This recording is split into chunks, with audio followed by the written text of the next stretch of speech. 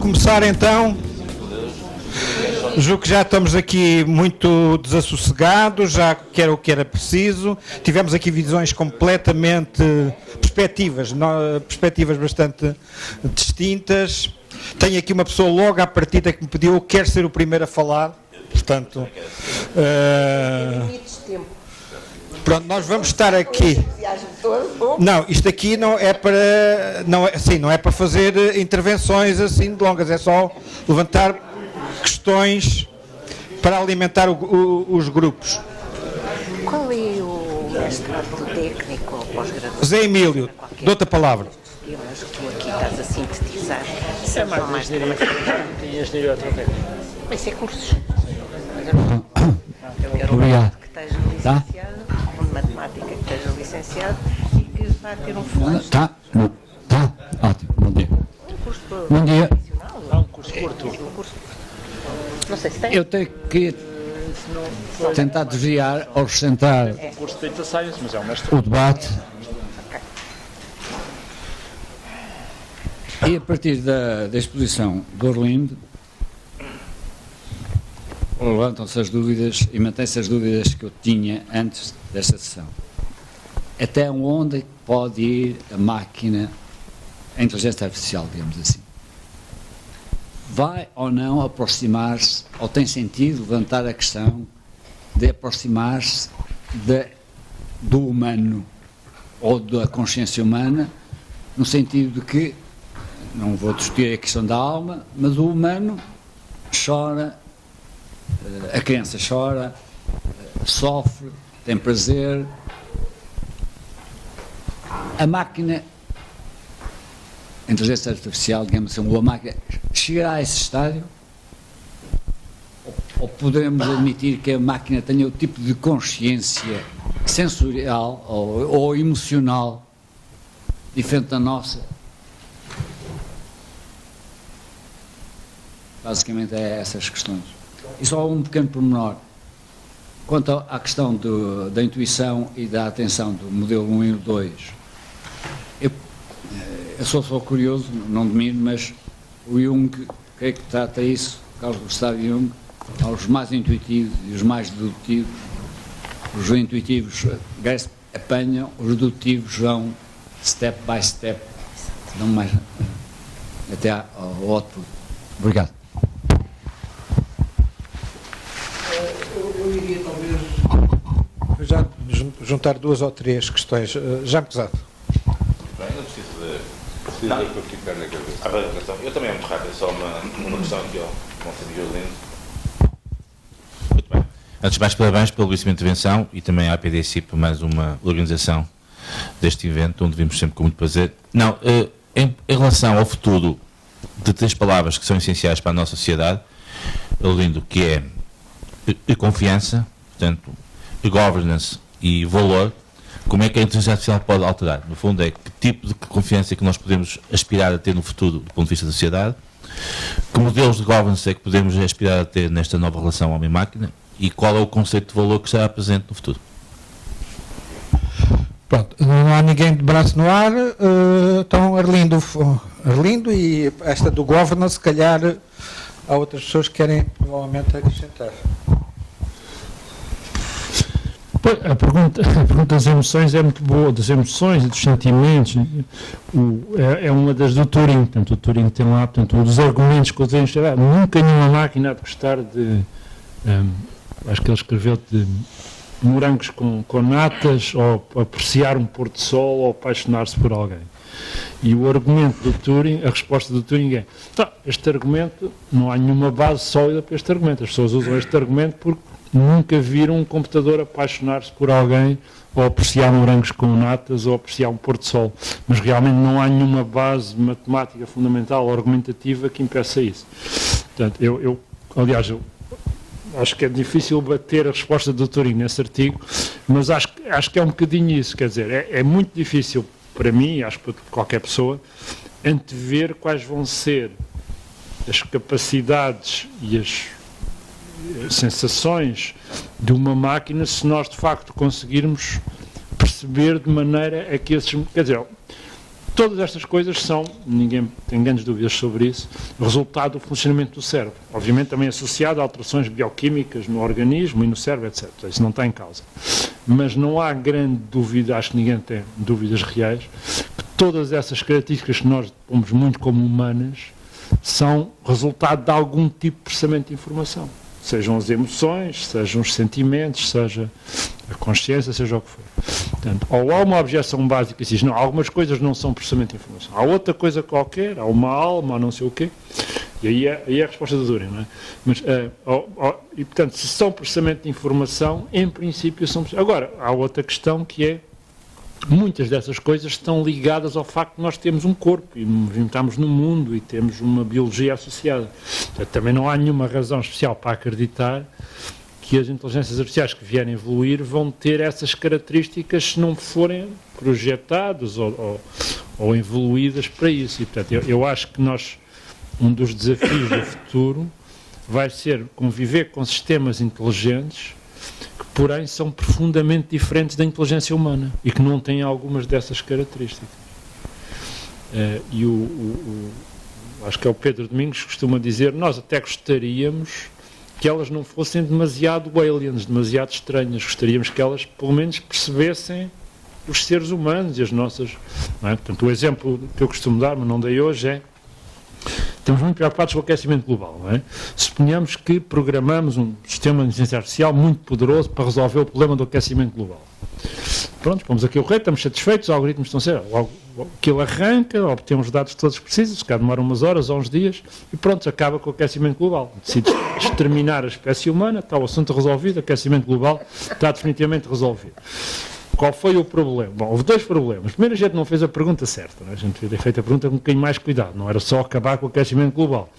A segunda é que a máquina levou demasiado literalmente... Isto é, obviamente, um conceito hipotético, não é? Mas se acontecesse, a máquina teria levado literalmente a cabo as instruções sem terem atenção a uma coisa óbvia, que é os seres humanos não querem ser exterminados, não é? Portanto, era muito... E, portanto, esta questão de haver alguma empatia, alguma compreensão mútua entre as inteligências artificiais e as inteligências naturais é uma questão potencialmente importante. Ou então, temos de limitar e não vamos fazer inteligências artificiais mais poderosas do que X. As pessoas mais radicais dizem, essa investigação avançada sobre inteligência artificial devia ser feita num bunker em computadores que não estão ligados à internet. Investiguem lá o que quiserem, mas não sai nada lá. As pessoas do contrário, sim, mas mesmo, se for uma inteligência tão avançada, vai conseguir manipular os programadores de maneira a fazerem. Portanto, é um problema mais ou menos, é muito difícil conter a inteligência. Portanto, o argumento, aliás, muito forte do Pedro Domingos, mas também de outras pessoas, é o que nós queremos é sistemas muito inteligentes.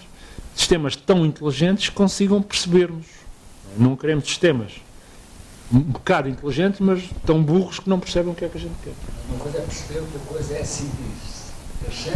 Mas eu acho que sentir e perceber é a mesma coisa, não é? As emoções é processamento, não é? Quer dizer, são coisas mais básicas, mais primitivas, mais resultados, são mais sistema 1 e menos sistema 2, se quiserem usar aquela designação, mas são processamento de informação na mesma, informação interna, informação externa. E é conseguível em que prazo? Os prazos não faço prognóstico. 1 ou 49. Essa é a média. O Jaime fez a pergunta da governance, Da confiança e do valor. Sim, mas que é a parte mais importante, a questão da governance. Não, quer dizer, eu acho que foi aqui na introdução, foram levantadas as questões. Portanto, a única coisa que eu posso dizer, eu acho que num sistema, numa sociedade, onde haja sistemas que têm capacidade de análise e decisão e de intervenção, nem que a intervenção seja só escrever artigos nos jornais, não? A última análise, um sistema destes pode simplesmente escrever artigos nos jornais e assim influenciar as decisões políticas. Portanto, eu acho que uma sociedade onde existam outras inteligências que não a humana a fazer isto, e isso não me parece uma coisa assim tão longínquo, quer dizer, eu consigo imaginar neste momento um dado partido ou uma dada organização usar o ChatGPT para pulular as redes sociais e outros sistemas de determinadas posições. Portanto, acho que isso obriga-nos a repensar um bocadinho a maneira como governamos a sociedade. Não é? Quer dizer, nós neste momento isto já funciona mal só com seres humanos ao barulho, não é? Se depois tivermos sistemas que têm manipulados ou não, mas que têm intenções ortogonais aos interesses dos seres humanos, a coisa fica mais complicada. Mas isso já sai fora da minha zona de conforto. Eu sou só um tecnólogo que faz coisas destas. Por isso é que eu desafiei o Quero Ver. Não sei se o... Quero gostar. Mas tu estás a perguntar do modelo? Sim, Do modelo que eu... no contexto da inteligência artificial, os modelos de governance vão ter que ser repensados, porque o problema é que podemos otimizar Eu a relação entre acho... uma máquina e um homem. Sim, então era isso que eu tinha percebido que tu tinhas dito. E assim, eu acho que te vou dar a mesma resposta que dei numa reunião em que o João Palmeiro também teve com o responsável da Google, há uns tempos atrás cá, em Lisboa, não sei se mais alguém que aqui está também, que eu disse, para mim, o modelo, parece-me óbvio, é o modelo que nós temos, com as evoluções e com os seus aperfeiçoamentos, também com os seus problemas, de construção de governance para a internet. E estou a falar da parte de conjugação das diferentes dimensões, da técnica e da política, entre aspas. Portanto, eu acho que tem que ser... É a única forma de não termos excesso, sermos penalizados por excesso ou penalizados por insuficiente regulação. Porque alguma regulação é necessária, vamos ver. Há bocado estávamos aqui só para também criarmos aqui algumas pontes para a parte económica. A razão pela qual o 1% hoje em dia não paga impostos tem a ver, obviamente, com a alteração do modelo regulatório. Quando as pessoas tinham, ou seja, naqueles 30 anos pós-guerra em que as coisas estiveram mais ou menos acertadas, isso aconteceu não por ação livre, mas sim por imposição dos Estados, nomeadamente do Estado norte-americano, que era o grande vencedor no mundo livre, e portanto modelo capitalista, e que tinha a capacidade de exercer essa regulação. Portanto, a regulação em si não é uma coisa má, como a gente sabe, depende de como é que ela é feita e ao interesse de quem. Neste caso, como há tantos interesses contraditórios, como eu acho que na exposição inicial tentei trazer para cima da mesa, das empresas, dos Estados, das pessoas, e depois dentro das pessoas infindáveis, eu acho que a forma de lidar com isso é olharmos para aquilo que experimentámos, com a busca de encontrar um modelo de governação imperfeito para a internet e ver o que é que se pode fazer para uma discussão, se não pode ser, ou seja, se as Nações Unidas estão feridas de uma incapacidade de gerir o tempo atual e não se vão reformar a tempo de poder lidar com isto, então mais vale tentar ver o que é que de melhor se pode fazer numa lógica multi-stakeholder e com alguma capacidade de intervenção, o que implica, obviamente, agreement por parte dos Estados e por parte das grandes empresas com interesse. Portanto, é dessa definição. Eu, para mim, sou muito pragmático. Não acho que existem mundos ideais. Acho que a gente tem que se esforçar por tornar o mundo possível, que é para não acabarmos com as máquinas limpando-nos, brincar um bocadinho com o Arlindo, sobre a parte. O problema é que neste mês já existem várias internets, não é por nada, é só um alerta. Queria-lhe colocar uma questão sobre quando falou acerca da quântica e do não acreditar propriamente nas teorias da quântica, mas combinadas, portanto, com a inteligência artificial, até que ponto é que elas vão acelerar de tal forma estes processos que hoje em dia achamos impensáveis e podem eventualmente acelerar também este processo da capacidade de processamento para sentir, não é? E ter esta capacidade instantânea de intuição ou de ativar o sistema 2. Depois também a questão daquilo que já está a acontecer de ligação com a biotecnologia, ou seja, neste momento já existem seres, não é, sintéticos, de alguma forma que foram induzidos para se comportarem de alguma forma. Nós temos visto aí alguns vídeos, portanto, que conseguem cracking the code sobre a forma como se comporta o genoma e conseguem influenciar também depois a forma como se desenvolve a parte biológica, digamos assim, e portanto, combinando todas estas dimensões, se efetivamente isto não poderá acelerar a tal capacidade de criar um ser que, não sendo propriamente consciente humano, mas será muito próximo disso. Já vamos nos cyborgs, então agora vou juntar mais só para alimentar. Um raciocínio sobre a questão da regulação.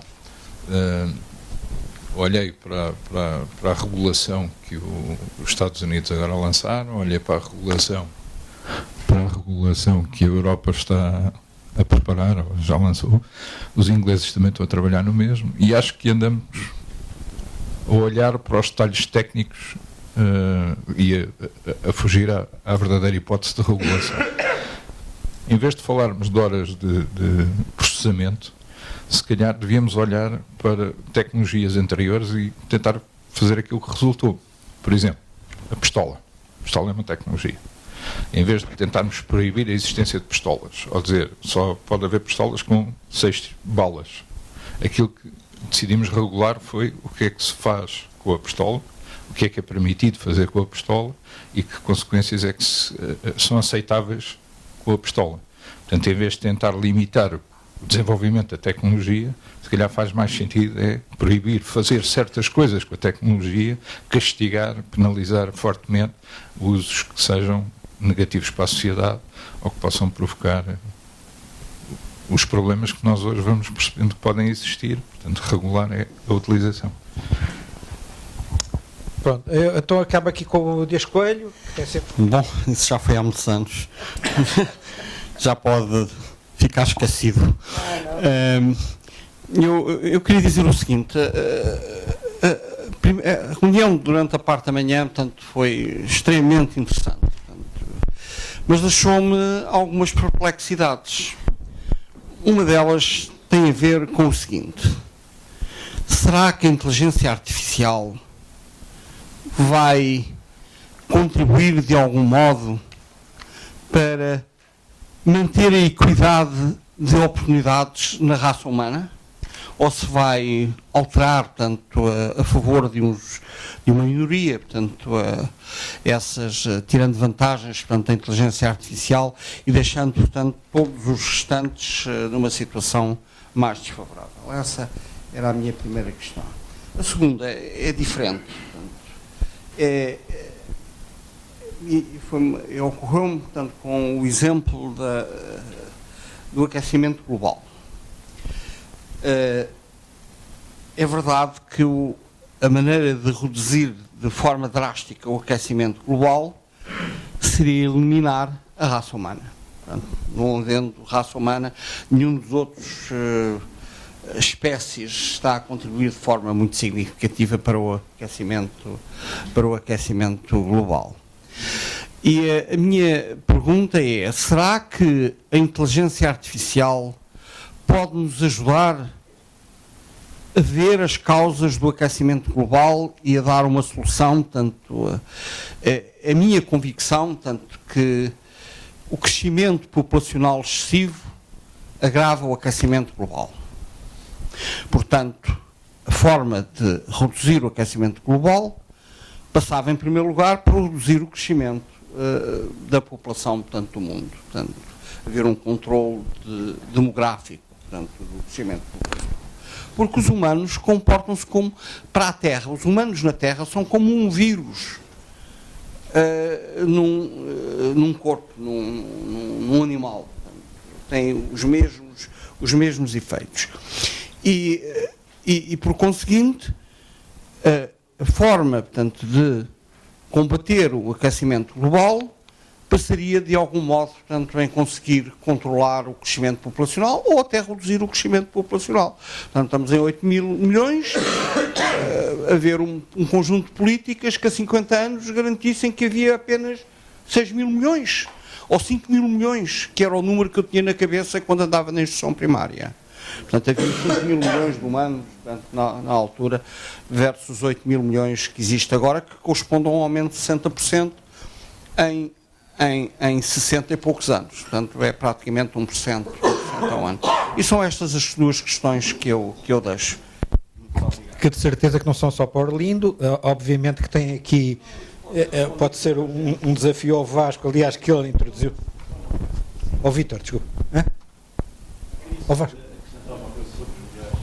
Sobre melhor. Então vamos começar pelo Vasco, só para não saturar o Orlindo. Só sobre os milhões. Eu fiz muitos estudos de perspectiva na União Europeia E as discussões mais interessantes que eu tinha era com os demógrafos. Os demógrafos tinham a mania de dizer que a ciência deles era exata e que a ciência dos economistas era um bocado aproximativa e que eles sabiam quase ao nível do milhão quantas pessoas iam haver no mundo nos anos seguintes todos. E é com base nessa consciência, nessa presunção com que eles se apresentavam sempre, e eram os demógrafos holandeses que eram os poderosos neste campo. Dominam a demografia na União Europeia, dominam a demografia nas Nações Unidas. Eu fui ver as análises dos demógrafos e verifiquei uma coisa. Todas as previsões que eles tinham feito estavam erradas. Porquê? Porque eles partem sempre da taxa de fertilidade das mulheres para fazer contas de multiplicar por ali fora. Esquecendo-se que essa taxa de fertilidade varia ao longo do tempo, às vezes de uma maneira muito abrupta. Conclusão. Passaram a introduzir 3 variáveis no crescimento mundial. As 3 variáveis que eles introduziam, para salvar a do meio, que era a deles, que uma variável que era importante para eles é que a população tinha sempre que aumentar. Porque se a população aumentasse, a importância dos demógrafos aumentava. Quando eles chegaram a ver que as perspectivas não eram essas e que a partir de 2050 a população vai diminuir e que em 2100 estamos abaixo do que estamos hoje, quando eles começaram a ver isso, começaram a imediatamente a levantar toda uma série de argumentos para tentar recusar essa hipótese. Mas esta é, na verdade, a mais lógica de todas as que estão a acontecer. Todas as projeções dos demógrafos nos últimos 40 anos foram sobreavaliadas em relação à realidade presente. Se nós aplicarmos o mesmo fator para as projeções que eles fazem hoje, chegamos a essa conclusão também. A demografia está, de facto, a diminuir. Não digo que esteja a diminuir com a rapidez e a importância que queria, mas ela está a diminuir. A curva, digamos, da população mundial não é exponencial, não vai continuar sempre a aumentar e a partir de 2050 vai mesmo diminuir. Pronto. Arlindo, aqui há alguns desafios. Que ainda vale a pena. Eu ia começar por esta população, mas o Vasco já disse tudo. Realmente, portanto, as previsões atuais é que a população vai ter um pico de cerca de 10 bilhões daqui a uns 30 anos e a tecnologia atual é mais do que suficiente. Vocês nunca fizeram esta pergunta. Se nós dessemos 2 metros de quadrado a cada pessoa do planeta, okay? 2 metros de quadrado, mais ou menos o tamanho de uma cama de casal, e juntássemos todos num só território, o que é que ocupava? A Europa, a Península Ibérica, um continente? Uma parte de Portugal, não mais. Sim, cabia no Alentejo. Cabia no Alentejo.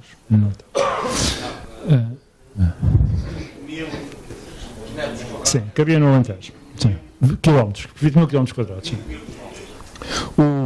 Portanto, mas eu acho que realmente o problema da população, quer dizer, obviamente se houvesse menos a pressão era menor, mas a tecnologia existe e é mais do que suficiente para sustentar a atual população. O que faltam são os incentivos económicos corretos para nós termos isto, nomeadamente um carbon pricing adequado. Quer dizer, a grande limitação neste momento é não haver um carbon pricing adequado. Se houvesse um carbon pricing adequado e no mundo inteiro, acho que o problema resolvia-se em 2 tempos. O problema é que as pressões sociais impedem que isso aconteça. Bom, mas voltando aqui mais à minha área, do quântico. Portanto, o quântico tem várias variantes. Não é? Há a computação quântica, que eu acho que vai ser completamente inútil na inteligência artificial. Para dizer a verdade, eu até acho que vai ser completamente inútil em todo lado.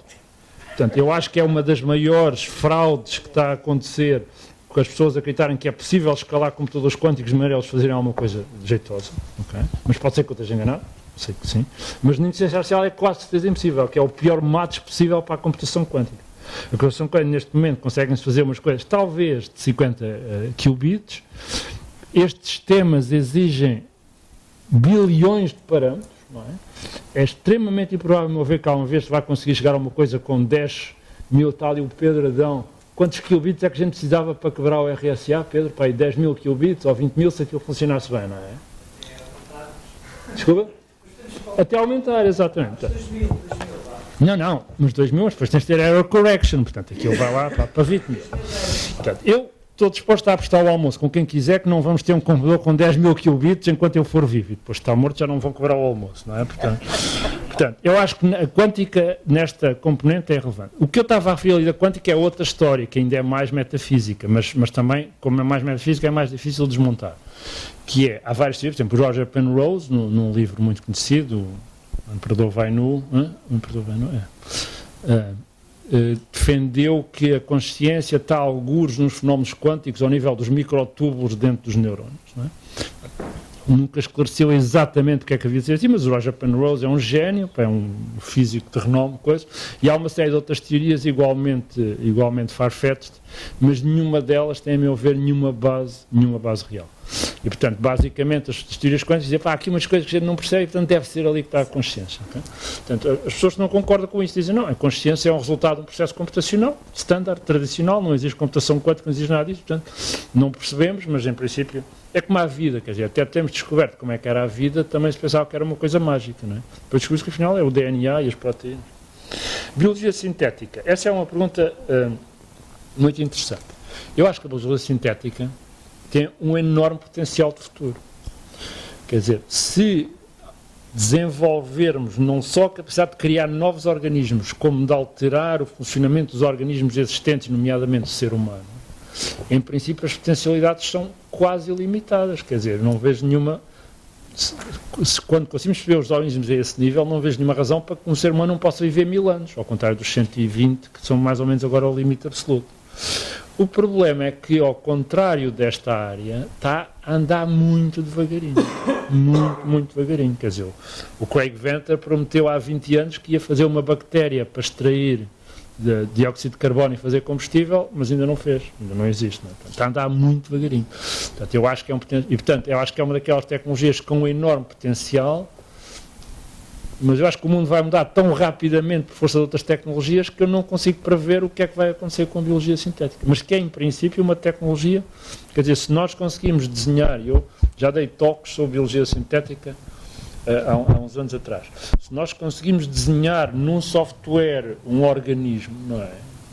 Temos software de CAD para desenhar um organismo, o potencial é quase infinito. Agora, está a andar muito devagarinho. Basicamente porque a nossa compreensão dos sistemas biológicos está a andar muito depressa por um lado, não é? Publicam-se milhares de artigos por dia sobre a biologia, e muito devagar por outro lado, porque continuamos muito longe de perceber como funciona sequer uma célula. Não estamos a falar de um órgão ou de um organismo. Depois, esta é a minha preferida, a regulação. Se nós devíamos regular, portanto, a regulamentação de inteligência artificial. Eu costumo dizer, isto é uma ideia completamente disparatada. Nós não regulamos a inteligência, não há o Intelligence Act, onde se proíbe as pessoas de serem mais inteligentes do que X. Não é? Também não há o Matemática Zero. A matemática é uma coisa perigosíssima. Se não fosse a matemática, não havia mísseis a matar pessoas e não havia... Bom, no entanto, ninguém se lembrou de regulamentar a matemática. Ainda. Porque é que haviam de regulamentar a inteligência artificial? Em primeiro lugar, porque acho que não sabem o que estão a fazer. Mas porque há portanto, eu estou inteiramente de acordo. O que deve ser regulamentado são as aplicações de tecnologias e não as tecnologias em si. Isso para mim é claro. Agora, há um senão, que é, se a tecnologia for de tal forma perigosa que não deve ser divulgada, então se calhar temos de limitar a tecnologia. Por exemplo, as bombas nucleares estão regulamentadas. Não é só explodir bombas nucleares que é proibido, não é? Construir bombas nucleares, enfim, é uma questão polémica. Mas, e, portanto, eu percebo esse argumento, e acho que esse argumento tem razão de ser. O que eu acho é que não há evidência suficiente que a inteligência artificial esteja ao nível da capacidade destrutiva e de risco, da mesma maneira que também não é possível usar biologia sintética para fazer, ou não é legal, para fazer vírus fatais. Portanto, eu acho que não há suficiente evidência que a inteligência artificial esteja nesse nível de risco e de capacidade destrutiva para ser regulada dessa maneira. E, portanto, eu concordo inteiramente consigo. O que devíamos preocupar, para dizer a verdade, o Artificial Intelligence Act tem um bocadinho essa abordagem, não inteiramente, mas tem um bocadinho essa abordagem. Portanto, limita essencialmente as aplicações, classifica os níveis de risco, etc. Mas a tentação é mais forte. A tentação é evitar regulamentar o próprio desenvolvimento da tecnologia. Em relação ao? Acho que sim, acho que pode ter uma inteligência completamente diferente da nossa. Mas isso foi o que eu disse há bocadinho. Só que não queremos que seja tão diferente que não consiga comunicar connosco, não é? Portanto, essa parte aí é que está do nosso lado. Quer dizer, se nós criarmos uma inteligência artificial, há um livro do Ender, aliás até houve um filme, o Ender's Game, mas o filme não passa todo, onde há uma inteligência artificial que é a biológica, mas é tão diferente da inteligência humana que eles nem conseguem perceber que a espécie humana é inteligente. Okay? E portanto, nós não queremos uma inteligência artificial. Depois pode contar a história do almoço, mas portanto, nós não queremos inteligência artificial que seja tão alien que nem sequer consiga dar valor à humanidade e à inteligência humana. Bom, depois duas perguntas, uma mais fácil e uma mais difícil. A inteligência artificial, num sentido mais restrito, não tanto neste sentido que estamos a ver, mas como tecnologia para desenvolvimento de conhecimento, tem potencial para ser muito útil no desenvolvimento de novos materiais, novas baterias, de novas tecnologias de extração de dióxido de carbono da atmosfera, de geração de energia. Estamos a usar a inteligência artificial para controlar os plasmas no ITER, portanto, os plasmas nos reatores de fusão. Portanto, como tecnologia de otimização, é muito útil e tem sido defendido, aliás, que esta é a grande vantagem as grandes vantagens a curto prazo da inteligência artificial, que não é bem aquela inteligência artificial que estamos aqui a falar, consciente, etc. São ferramentas que podem descobrir novos produtos, novos resultados científicos. Portanto, deste ponto de vista, e acho que isso é mais ou menos inegável, que a inteligência artificial tem enormes vantagens como ferramenta de descobrir novo conhecimento científico, muito do qual é diretamente aplicável em problemas que agora são graves, nomeadamente o aquecimento global, mas também problemas ambientais, problemas de poluição do ambiente, etc. Isso acho que é o lado positivo. O lado negativo, para o qual eu não tenho uma resposta muito otimista, é: será que a IA vai contribuir para manter a equidade, ou pelo menos para aumentar a equidade? Eu acho que a tendência natural da tecnologia não é para isso. Eu acho que a tendência natural da tecnologia é para concentrar poder. Tanto que nós vemos agora as maiores empresas de sempre são empresas de inteligência artificial. E empregam e respondem a um número relativamente pequeno de atores, que, para dizer a verdade, são quase supranacionais no seu poder. E, portanto, não vejo que a tendência natural da tecnologia seja para uma maior equidade. E acho que é aí que nós, como sociedade, temos de agir. Portanto, parece inegável que a tecnologia vai aumentar o valor económico desenvolvido, vai aumentar o PIB global, se quiserem, o PIB dos países, mas não vai automaticamente redistribuir esse PIB. Eu acho que isso é um problema nosso. Acho que a questão da redistribuição da riqueza criada tem de ser uma decisão da sociedade. E, como sabem, há várias respostas nesse nível. Há o rendimento mínimo universal, há os robôs que pagam impostos, há várias variantes aí, mas eu acho que é um problema real. Portanto, eu acho que nós arriscamos, de facto, a que este valor acrescentado acresça a uma fração ou pequena ou cada vez mais pequena da sociedade e, portanto, contribua justamente para o fenómeno oposto ao que estava a dizer, que é da equidade. Eu acho que isto é uma questão real, embora ela seja global a muitas tecnologias e até à globalização, não é? A globalização também contribui para isto, mas as tecnologias também. Foram as tecnologias que permitiram criar empresas cada vez maiores e esta, de alguma maneira, é uma tecnologia mais poderosa que as anteriores pela maneira como escalam. Por isso é que nós pusemos entre o caos e a ordem e não entre a ordem e o caos, como está na nossa variável. Nós não estamos na ordem a caminhar para o caos, estamos no caos a caminhar para a ordem, porque de facto há aqui vários sinais disso. Mais alguém quer... São completamente diferentes. Então vá, primeiro aqui a Helena, que está próxima, e a senhora. Não, eu naturalmente faço as leituras todas que tenho feito e contactos e conhecimento, etc. Está a anos-luz do que foi aqui referido. Não sei se estou mais feliz ou menos feliz, mas pelo menos o conhecimento, pelo menos torna-nos mais conscientes. Não sei se é verdade, se não, mas tudo bem. O que eu queria saber era se o professor Arlindo e o Gustavo e tudo, se tem alguma noção do que é que se está a passar nas outras grandes potências, nomeadamente a China, e que tem modos de pensar e agir completamente distintos da sociedade ocidental, não é? E, portanto, já não vou para a Rússia, espero, é provável que esteja mais parecido connosco, não sei. Mas a China tem um modo de estar diferente, não é? E, portanto, não faço ideia como é que está a interação científica. Isso.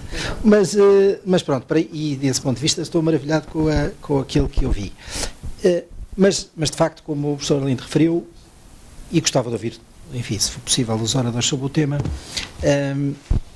os temas da aplicação prática da inteligência artificial e como é que essa aplicação, por exemplo, na gestão da relação do Estado com os cidadãos e com as empresas, pode alterar de forma significativa a forma como nos vivemos em sociedade, não é? E como nos organizamos em sociedade, e principalmente as questões que têm a ver com a ética, com a justiça, com a aplicação das políticas. Em que medida é que eu, cidadão, vou ser trabalhado ou vou ter uma resposta do Estado em que vivo e tenho que ter, no fundo, a fundamentação para aquele output, ou seja, eu relaciono-me com uma entidade pública, com o Estado, tenho um resultado desse relacionamento e em que medida é que a inteligência artificial pode gerar resultados que depois não são fáceis de explicar por qualquer humano ou outro humano, porque é que ele está a ser sujeito àquele impacto. Pode ser das coisas mais simples como um imposto, ou pode ser uma coisa mais complexa como a forma como é tratado pelo Sistema Nacional de Saúde ou por aí fora. E acho que este é E depois, como é que nós evitamos também que nos próprios algoritmos não estejam, e como é que discutimos a aplicação nesses algoritmos de inteligência artificial, os temas que têm que ver com a ética, a justiça e a política. Porque depois há decisores políticos que têm orientações de um lado e do outro, nós votamos todos os dias até que haja um método alternativo, e como é que isso também vai interferir nestes mecanismos. Porque o sistema pode gerar soluções consoante aquilo que são as escolhas também políticas do Estado. Era isto. Muito obrigado. Isto é tudo a alimentar os grupos de trabalho da tarde. Já perceberam que ficámos aqui com uma série de pontas, que é para o grupo 1, 2 ou 3. Já agora, e antes dos comentários finais, eu queria só completar aqui uma história vivida na última conferência de government que houve, organizada pela PDSI. E vou-vos dar aqui um bom exemplo. Na altura, houve uma pergunta do Dias Coelho ao presidente da AMA, quando é que íamos ter chave móvel digital para as pessoas que têm bilhetes de identidade antigos, isto é, pessoal da era analógica, entrarem na era digital. E o presidente da AMA respondeu que não era possível. Lembram-se não o disse assim de uma forma muito, mas disse que não era possível. E eu levantei a mão e disse: a minha mulher tem o bilhete de identidade antigo e tem a chave móvel digital. Vitalício, pronto, aquele amarelinho e tal. E eu disse que, bom, isto criou ali um problema. No intervalo, o presidente da AMA, atenção, a AMA montou um chat GPT para o serviço público, isto é, pega naquela informação toda que está legal e não sei o quê, e a pessoa faz a pergunta. E o que é que ele respondeu? Pode. Portanto, o sistema de inteligência artificial que está acima da AMA respondeu que podia. Mas há aqui um interim. E ele perguntou à diretora do serviço exatamente dessa área, porque ele ficou incomodado, como devem calcular. E ela disse: parece-me que não. Portanto, toda a gente dizia que não, menos o sistema de inteligência artificial, que eu acho delicioso. Isto para responder à sua pergunta, com um caso muito concreto que se passou na última conferência. Vamos então à ronda final. Quer... Posso comentar? Pegar as coisas que... Sim. Não, portanto... Portanto, uma das questões tinha a ver com a questão geopolítica do desenvolvimento da tecnologia. E esta é uma questão que tem sido muito discutida. Nomeadamente, é possível identificar 3 grandes blocos, não é? Portanto, a Europa e um continente europeu, os Estados Unidos e a China. Embora haja outros países, como o Japão e alguns países, Índia e Brasil, que também não são completamente excluir. Mas focando-nos nestes 3 grandes blocos, há claramente abordagens muito diferentes. Portanto, os Estados Unidos, num modelo mais ou menos tradicional, para as empresas que façam mais ou menos o que quiserem, volta e meia lá são chamadas ao Congresso, mas à parte disso e uma regulamentação ocasional, não há, assim, até agora, grandes limitações impostas e têm desenvolvido de forma relativamente rápida as tecnologias. A China, com uma abordagem completamente diferente e com respeito praticamente nulo, se é que existe, pela privacidade e pelas questões e outros direitos, tendo também incentivar e tendo desenvolvido imenso, não só através de empresas, mas também através de laboratórios estatais, e portanto têm feito também grandes avanços, embora provavelmente não ao nível dos Estados Unidos, embora seja mais difícil ter a informação completa. A Europa tomou uma abordagem que eu não concordo muito, mas que nos caracteriza bem, já foi aqui referido. Nós vamos ser os campeões da regulação. Portanto, foi basicamente esta a posição da Europa. Então, nós aqui vamos regulamentar esta tecnologia melhor do que todos os outros e, portanto, e está subjacente uma teoria que é, isto é de tal maneira importante que vamos acabar por propagar isto para o resto do mundo. Não é? A primeira parte, não tenho dúvida que vamos ser os campeões da regulamentação, isso é mais ou menos evidente. Se vamos ou não propagar a regulamentação para o resto do mundo é um bocadinho menos óbvio, porque depende de muitas coisas. Acho que não é impossível que parte dos princípios se propaguem de facto para o resto do mundo, ou pelo menos para os Estados Unidos. Outra parte se calhar não é. Portanto, acho que há aqui, mas isto está um bocadinho acima do meu pay grade, não é? Como se diz em inglês, portanto isto é para pessoas na Comissão e no Parlamento Europeu. Depois agradeço, Henrique Saias, seu nome, muito bem. O Henrique ajudou-me aqui nesta, de facto é verdade, eu acho que há dois medos muito ortogonais e que se confundem um bocadinho. Um é que a tecnologia seja mal usada por seres humanos, para uma série de coisas, não é? E outro é que a tecnologia em si possa ser perigosa para seres humanos ou para a humanidade. E acho que estas duas coisas se misturam um bocadinho e se reforçam mutuamente. Eu acho que os riscos que a tecnologia seja indevidamente usada por seres humanos ou organizações é um risco real. Quer na desinformação, quer nas violações de privacidade, fraude, consigo imaginar aqui logo uma dezena de aplicações e é daquelas coisas que temos de nos preocupar e temos de regulamentar, etc. Depois a outra é uma área muito mais complexa. Portanto, eu vou-vos dar a minha opinião e depois referir. Portanto, a minha opinião é que todos esses medos estão a ser empolados, primeiro porque são sexy, depois porque os mídias gostam de falar nisso. Não é? Esta opinião é consensual dentro da comunidade científica, das pessoas não é. Okay, não é. A maioria das pessoas pensa provavelmente como eu, ou próximo do que eu penso, mas há um número não irrelevante de pessoas, entre os quais pessoas importantes na comunidade, que pensam ao contrário, que pensam que estamos de facto razoavelmente próximos de vir a correr risco de sistemas com autonomia que possam não estar alinhados com nós. E nomes, houve uma série de abaixo-assinados e houve nomes como o Geoffrey Hinton, um nome importante na área, que subscreveu estas versões, e depois também há muitas pessoas que subscreveram por razões mais complexas, não é? Por exemplo, parar o desenvolvimento de modelos é bom, especialmente parar o desenvolvimento de modelos das outras empresas, não é? Portanto, mas não é uma situação completamente consensual. E eu, pessoalmente, também não sou capaz de dizer que é uma coisa que é 100% impossível. Acho que a nossa capacidade de prever o futuro relativamente distante neste estado de explosão da tecnologia é muito difícil, e se vocês pensarem que a tecnologia, portanto o termo tecnologia tem 250 anos, foi inventado com a Revolução Industrial. A nossa capacidade para prever o que é uma civilização tecnológica com 1000 anos de existência, acho que é completamente nula. Eu acho que ninguém consegue dizer o que é que será a sociedade daqui a 750 anos, muito menos daqui a 10.000 anos. Portanto, vocês me disseram, você tem a certeza que estes sistemas nunca vão ser um risco para a humanidade? E eu sou obrigado a dizer, não tenho a certeza. Acho que há até um número que se chama PIDUM, probabilidade de desastre, que é estimado. Portanto, nas conferências perguntamos qual é o seu PIDUM e depois fazem-se médias e desvios padrões. E tal.